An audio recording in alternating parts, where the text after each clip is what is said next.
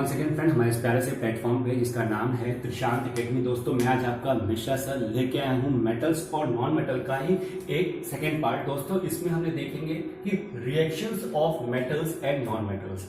दोस्तों part first में हमने डिटेल में एनालिसिस की थी कि आखिरकार मेटल्स क्या होते हैं और नॉन मेटल्स क्या होते हैं, दोनों की अलग अलग प्रॉपर्टीज थी। हमने एक एक प्रॉपर्टी को आराम से समझा था। लास्ट में हमने चार्ट भी बनाया था कि अगर ये प्रॉपर्टीज करेक्टरिस्टिक्स हमारी ये हैं तो मेटल क्या करता है और नॉन मेटल क्या करता है, दोनों में हमने डिटेल में एनालिसिस की थी ना। अब हम यहाँ पे बताने जा रहे हैं आपको कि मेटल्स को जब इन तीन चीज से रिएक्ट करते हैं या नॉन मेटल को इन तीन चीज से रिएक्ट करते हैं तो वो क्या रिजल्ट शो करते हैं, जो रिजल्ट आता है उसकी क्या प्रॉपर्टीज होती हैं, ये सारी चीजें हम डिटेल में एनालिसिस करेंगे।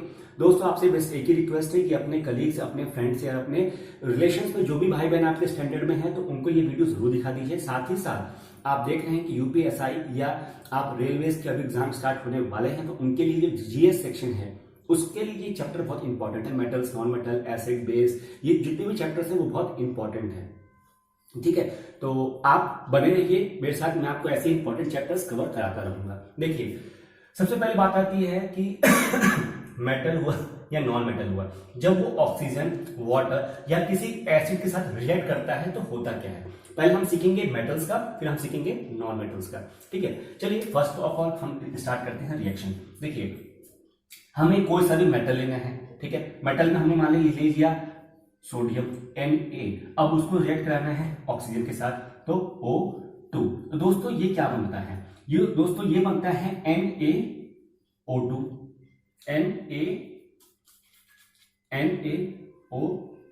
फॉर एग्जाम्पल अगर नाइट्रोजन लेते हैं, नाइट्रोजन को उसके साथ रिएक्ट करते हैं तो NO3 बन गया, है ना। Na2 सॉरी क्या हो रहा है, 2 हो गया Na2। ठीक है, ये दोस्तों अलग अलग मेटल्स के साथ इसकी रिएक्शंस हैं। ठीक है, ये हो गया। अब दोस्तों मैं आपको ये बता दूं कि जो सोडियम ऑक्साइड बना या कैल्शियम पोटेशियम ऑक्साइड हो गए, जितने भी मेटल्स हमारे उनके साथ इसको रिएक्ट करा दे, इसको हटा देता हूं। जितने भी मेटल्स अगर वो ऑक्सीजन के साथ रिएक्ट होते हैं तो वो यहां लिखिए मेटल, यहां लिखिए प्लस ऑक्सीजन। जब भी कोई रिएक्शन होता है तो वो बनाते हैं मेटल ऑक्साइड, उसको क्या कहते हैं, मेटल ऑक्साइड। और दोस्तों इसका अभी काम आएगा, इसलिए आप इसको ध्यान से समझिए कि जो मेटल ऑक्साइड है, ये जो मेटल ऑक्साइड है इसका जो नेचर होता है, इसको मैं ध्यान से लेकर ध्यान से देखिए, nature will be basic. Nature will be basic, ये किसका नेचर होगा, बेसिक नेचर का होगा, एसिडिक नेचर नहीं होगा, ध्यान समझिएगा। ठीक है, तो metal when react with oxygen they form metal oxide और उसका जो नेचर होगा वो बेसिक होगा। ठीक अगर आप यहाँ पे मैग्नीशियम लेते हैं, मैग्नीशियम प्लस O2 तो मैग्नीशियम हाइड्रोक्साइड बनता है। तो कुछ भी आप एक मेटल ले लीजिए, जब उसको ऑक्सीजन का रिएक्ट कराते हैं तो मेटल ऑक्साइड बनता है। यहाँ तक ये पिक्चर क्लियर हो गई दोस्तों, इसको आप नोट कर लीजिए या स्नैपशॉट ले लीजिए, मैं आपको टाइम दे रहा हूँ, देना मिनट। ठीक है, ले लिया। अब हम बात बढ़ते हैं, सेम चीज रिएक्ट करते हैं वाटर के साथ। अब देखिए होता क्या है कि जब भी कोई मेटल, देखिए जब भी कोई मेटल MaTal मेटल रिएक्ट करता है वाटर के साथ तो अब क्या बनाएगा दोस्तों, वो बनाता है मेटल हाइड्रो ऑक्साइड। देखिए क्यों, क्योंकि मैं क्या बोल रहा हूं, मेटल मींस दैट, मान लीजिए आप मैग्नीशियम को ही मान लीजिए, मैग्नीशियम है प्लस H2O। ठीक है, तो इसमें दोस्तों हाइड्रोजन भी आ रहा है ना, इसमें दोस्तों ऑक्सीजन भी आ रहा है, तो हाइड्रो ऑक्साइड। अभी आपने देखा था ना, जो ऑक्सीजन के साथ रिएक्ट करता तो वो ऑक्साइड बना रहा था, है ना। अब हाइड्रोजन भी आया तो हाइड्रो और ऑक्साइड तो वाटर, मतलब ऑक्सीजन के साथ है तो हाइड्रो ऑक्साइड। ठीक है, अब इसका क्या बनेगा दोस्तों, ये बनेगा MgOH2। तो यहाँ पे इसको 2 चाहिए तो यहाँ पे इसको 2 कर देंगे और यहाँ 2 कर देंगे तो यहाँ पे ये 2। अब देखिए इक्वेशन भी बैलेंस होगी और हमारा मेटल हाइड्रो ऑक्साइड भी बन गया। ठीक है, तो अगर हम यहाँ सोडियम लेते हैं तो सोडियम हाइड्रोक्साइड, पोटेशियम तो पोटेशियम हाइड्रोक्साइड, तो आप कुछ भी लेंगे वो एक हाइड्रोक्साइड बनता है। ये चीज क्लियर होगी दोस्तों। आप बारी बारी से देखती आएगी, मैंने आपको फर्स्ट कवर कर लिया कि when a metal react with oxygen तो वहां क्या बनता है, मेटल ऑक्साइड बनता है। ठीक है। When a metal react with water then they form a metal hydroxide. ठीक, ये बात क्लियर हो गई। इसका ये मतलब कुछ कुछ ऐसे मेटल्स होते हैं जो कि वाटर के साथ रिएक्ट करने के बाद उसमें सॉल्युबल हो जाते हैं, उसमें अंदर जाते हैं, घुल जाते हैं, सॉल्युबल हो जाते हैं। लेकिन कुछ कुछ ऐसे भी मेटल्स हैं जो कि इनसॉल्युबल होते हैं, वो एक एक्सेप्शन है। एक्सेप्शन आप ध्यान से पढ़ लीजिएगा। सारे मेटल्स रिएक्ट नहीं कर पाते हैं ऑक्सीजन के साथ, वो इनसॉल्युबल होते हैं, वो तैरते रहते हैं, श्रिंक नहीं होते हैं, श्रिंक होते हैं, सिंक नहीं होते। ये चीज समझ में आया। अब बात करते हैं दोस्तों जब इसकी क्या विद एसिड। अब देखिए क्या होता है कि जब भी किसी भी मेटल को मेटल रिएक्ट विद एसिड, अब क्या बनेगा। अब इसका आंसर तो मुझे आपसे चाहिए, ठीक है, इसका आपसे चाहिए। अब देखिए फ्रेंड्स, मैंने आपको क्या बताया था, जब भी कोई भी मेटल जब ऑक्सीजन के साथ रिएक्ट करता है तो वो क्या बनता है, मेटल ऑक्साइड, ठीक है। और उसका नीचे क्या होता है, बेसिक। अब वो बेसिक पार्ट है, जब बेसिक पार्ट एसिड के साथ रिएक्ट करता है तो क्या बनाता है, सॉल्ट एंड वाटर। तो मीन्स दैट अगर हमारा Na प्लस हमने ले लिया HCl, ठीक है, डाइल्यूट लो या कंसंट्रेटेड लो, हमने लिया HCl, जब ये आपस में रिएक्ट करेगा तो क्या बनाएगा, NaCl प्लस H2। ये बन गया सोडियम क्लोराइड मतलब सॉल्ट और H2 मतलब हाइड्रोजन, ठीक है। तो अब यहां पे आप देख सकते हो कि when a metal react with acid they form salt and hydrogen. ये तो बात अलग है। अगर मैं मेटल के साथ मेटल ऑक्साइड डाल दूं, मींस दैट यहां पे डाल दूं मेटल ऑक्साइड, ठीक, और रिएक्ट कराऊं उसको एसिड के साथ, तो यहां बनेगा हमारा सॉल्ट एंड वाटर। अब कैसे, वो देखिए। अभी हमने क्या देखा, NaO, ठीक, रिएक्ट कराया NaO2 प्लस HCl, क्या बना, NaCl प्लस H2O।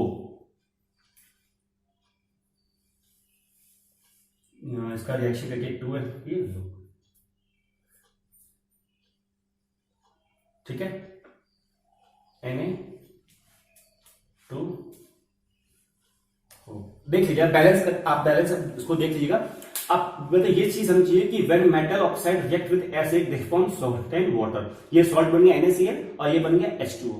तो आप मोटा मोटा ये चीज समझिए कि जब भी कोई मेटल रिएक्ट करता है एसिड के साथ तो बनाता है salt and hydrogen gas release होती है। दोस्तों ये जो हाइड्रोजन गैस रिलीज हो रही है, जो रिएक्शन हो रहा है, ये एक्सट्रीमली एक्सोथर्मिक होता है।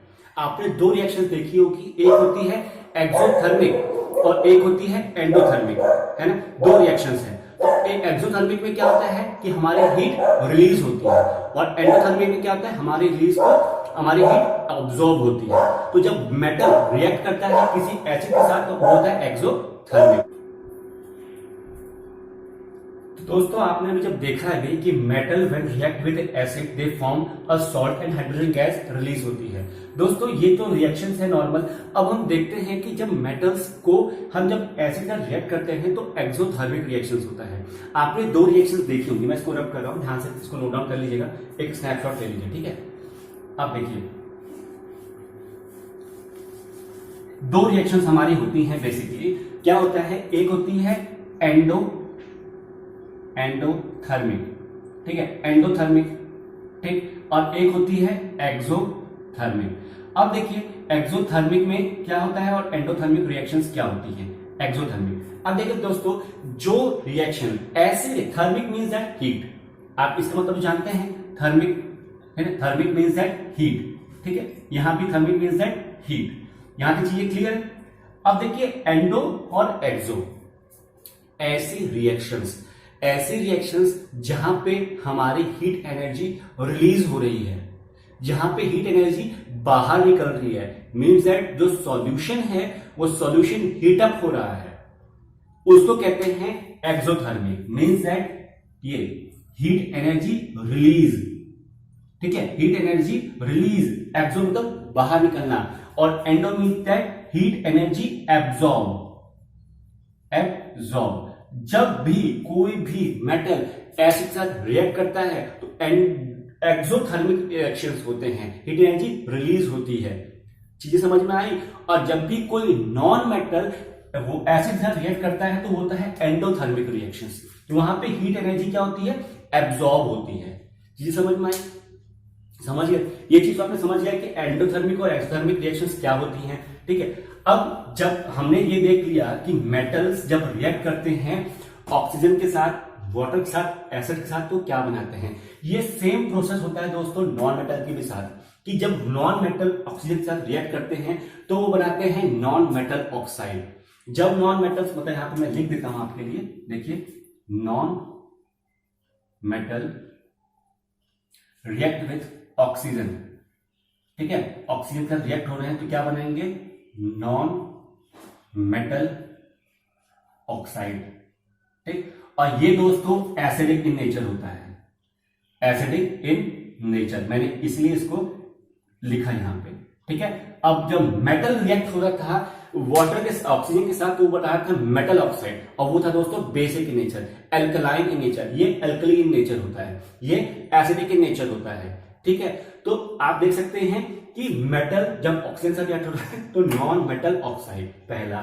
दूसरा, जब नॉन मेटल्स वाटर के साथ रिएक्ट करेगा, यहां देखिए नॉन मेटल जब वो रिएक्ट करेगा वाटर के साथ तो दोस्तों बनाएगा नॉन मेटल हाइड्रोक्साइड ऑक्साइड। ठीक है, यहां की चीजें क्लियर हुई दोस्तों। सिमिलरली जब वो एसिड के साथ रिएक्ट करेगा, अब देखिए ये भी एसिडिक नेचर है, ये भी एसिड है, तो अब बताइए जब दो एसिडिक नेचर के जो एलिमेंट्स हैं या जो मेटल्स हैं या मतलब कंपाउंड्स हैं वो आपस में रिएक्ट करेंगे तो क्या होगा। अब आप दोस्तों उसमें होगा स्ट्रॉन्ग एसिड या weak acid. Strong acid weak acid आपस में रिएक्ट करते हैं तो क्या होगा वो आपको कमेंट सेक्शन में बताना है कि जब नॉन मेटल रिएक्ट विद, मतलब इसको रिएक्ट करना है दोस्तों नॉन मेटल के साथ, ये non metal react with acid तो क्या होता है दोस्तों। यहां की चीजें समझ में आती हैं, ये तीन चीज समझ में आ गई। अब दोस्तों मैं आपसे बताने जा रहा हूं कि जब भी कोई मेटल है ना, जब भी कोई मेटल है वो रिएक्शन शो कर रहा है, आप देख रहे हैं वो ऑक्सीजन के साथ भी रिएक्शन शो कर रहा है, वाटर के साथ भी शो कर रहा है, एसिड के साथ भी शो करता है, या कोई मेटल ऑक्साइड किसी मेटल के साथ भी रिएक्शन शो करता है। डिफरेंट नंबर ऑफ रिएक्शंस हमारे पास हैं, आपने बुक में भी पढ़ा होगा। तो बुक में आपने एक लास्ट टर्म में पढ़ा होगा reactivity, means that different elements जब रिएक्ट करते हैं तो उनकी रिएक्टिविटी भी होती है। जैसे देखिए क्लास में सारे बच्चे पढ़ाई करते हैं, सारे बच्चे टेस्ट दे रहे हैं, लेकिन सबका अपना अपना रैंक है, कोई फर्स्ट आता है, कोई सेकंड आता है, कोई थर्ड आता है, सबका अपना अपना रैंक है ना। तो यहाँ पे भी दोस्तों और रैंक के तरीके से हमने उसको बताना है कि कौन सा ऐसा एलिमेंट है या कौन सा ऐसा मेटल है जिसकी रिएक्टिविटी ज्यादा है, वो बहुत जल्दी से रिएक्ट करता है, बहुत रिएक्ट कर सकता है। ऐसा कौन सा मेटल है जो रिएक्ट ही नहीं कर सकता या इसकी रिएक्टिविटी बहुत कम है, बहुत धीरे धीरे रिएक्ट करता है। दोस्तों the reactive nature of any metals is known as its reactivity। और दोस्तों ये आपने अगर उसमें पढ़ा होगा, अगर आपने मतलब जो आपका एनसीईआरटी है, एनसीईआरटी के बुक में अगर आपने ये पढ़ा है तो आप ये जानते होंगे कि रिएक्टिविटी आपने देखा होगा कि एनसीईआरटी में जो चार्ट बना है एलिमेंट के बहुत सारे चार्ट्स हैं, रिएक्टिविटी शो किया है। तो दोस्तों वो चार्ट ऐसे शो हुआ है कि यहां पे होगा दोस्तों लेस रिएक्टिव और यहां होगा दोस्तों मोर रिएक्टिव। मीन्स दैट जब हम उस रिएक्टिविटी टेबल्स में डाउनवर्ड मूवमेंट करते हैं तो मोर से हम लेस पे आते हैं, ज्यादा रिएक्टिव एलिमेंट्स हम लो रिएक्टिव मेटल्स में आते हैं, और यहां से जब ऊपर जाते हैं तो रिएक्टिविटी धीरे धीरे इंक्रीज करती है। ठीक है, ये तो बात समझ में आ गई। एक और टर्म होगा दोस्तों आइसो इलेक्ट्रॉनिक।